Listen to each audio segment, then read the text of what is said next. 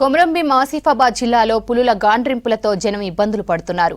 పులులు రోడ్లకు అడ్డంగా తిరుగుతున్నాయి. పశువులపై పంజా విసురుతున్నాయి. పులుల సంచారం ఆదివాసీ బిడ్డల గుండెల్లో దడ పుట్టిస్తోంది.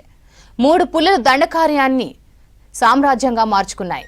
గాండ్రించే పులులు వేటగాళ్ల గండం బారిన పడకుండా అటవీ అధికారులు కాపు కాస్తున్నారు. ఆసిఫాబాద్ జిల్లాలో పులుల సంచారంపై స్పెషల్ స్టోరీ.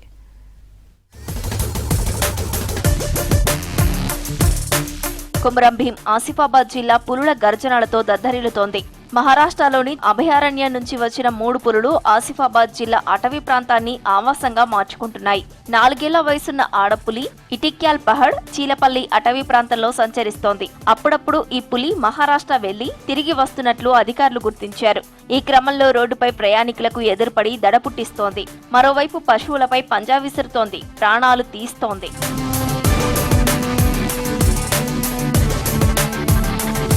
తిర్యాని అడవులను దండకారణ్యంగా పిలుస్తారు.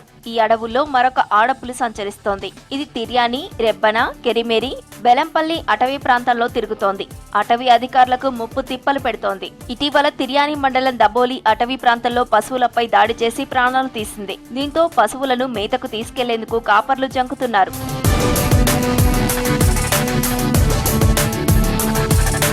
మరొక పులి మంచిర్యాల జిల్లా లక్షెట్టిపేట్, దేవాపూర్ రేంజ్ లో సంచరిస్తోంది. దీంతో పాటు మరొక పులి పెంచుకల్పేటలో సంచరిస్తోంది. ఇది తడోబా, కాగజ్ నగర్ కారిడార్ లోకి రాకపోకలు సాగిస్తున్నట్లు తెలిపారు అటవీ అధికారులు. పులుల సంతానోత్పత్తి టైం కావడంతో మగపులి కోసం ఆడపులులు సంచరిస్తాయని చెబుతున్నారు. కానీ జిల్లా వ్యాప్తంగా సంచరిస్తున్న 3 పులులు ఆడవేనని తెలిపారు. దీంతో వేటగాళ్ల బారిన పడకుండా పులులను రక్షిస్తున్నారు అధికారులు. పులుల సంచారాన్ని ట్రాక్ చేస్తున్నారు.